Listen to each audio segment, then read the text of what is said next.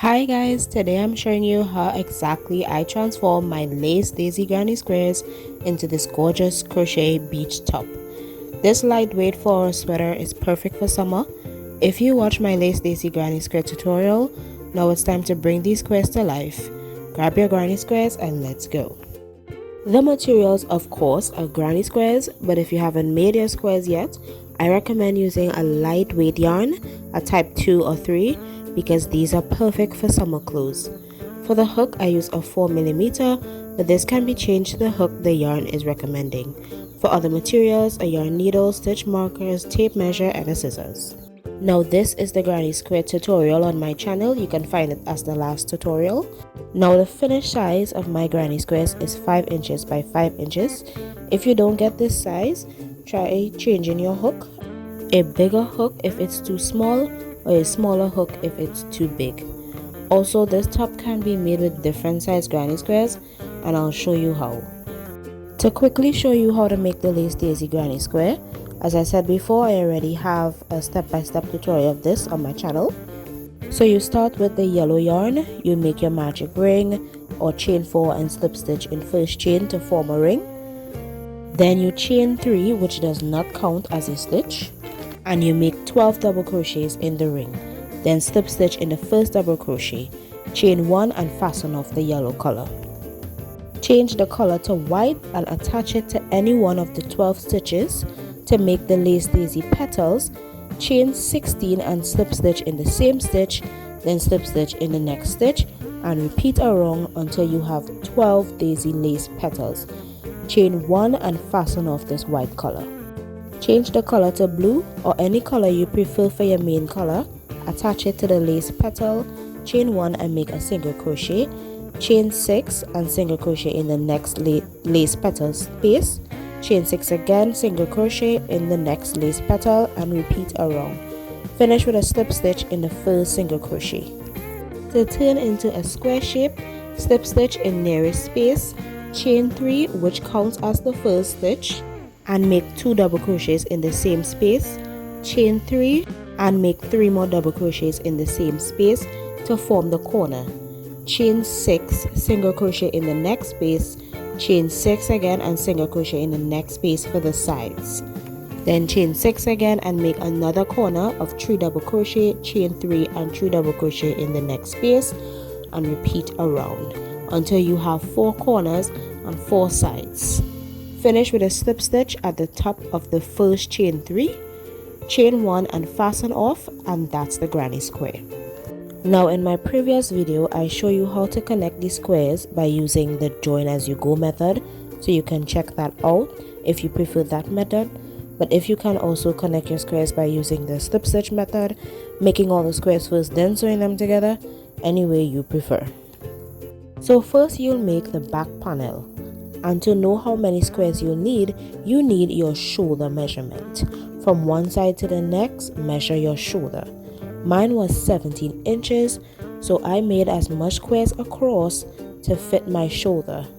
The measurement can be a little bigger than your shoulders if you want a loose fit, about 3 to 4 inches more.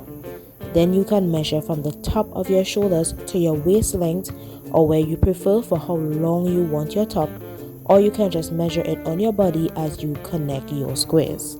And as you can see, mine is 4 squares across and 4 squares long for the back panel.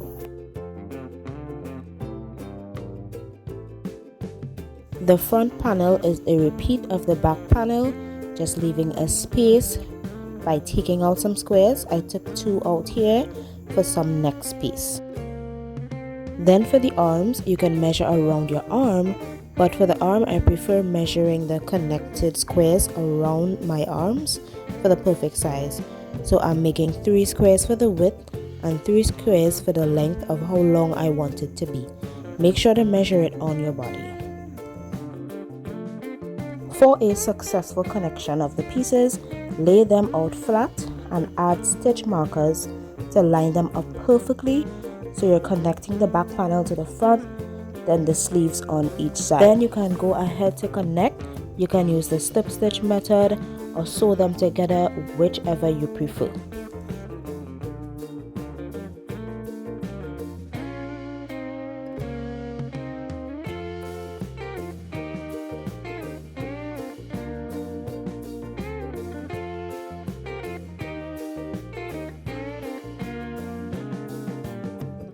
And when that is all done, you can try it on your body to see if it's a perfect fit.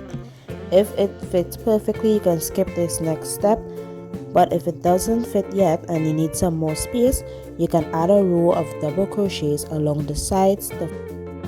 Before we continue, I want you to know that I use 50 grams of yellow yarn for this project. I use 150 grams of white yarn for this project and 500 grams of the blue color for this project.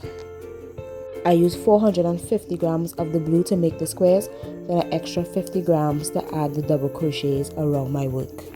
So add your double crochets by placing 1 double crochet in each stitch and 5 double crochets in the chain 6 spaces.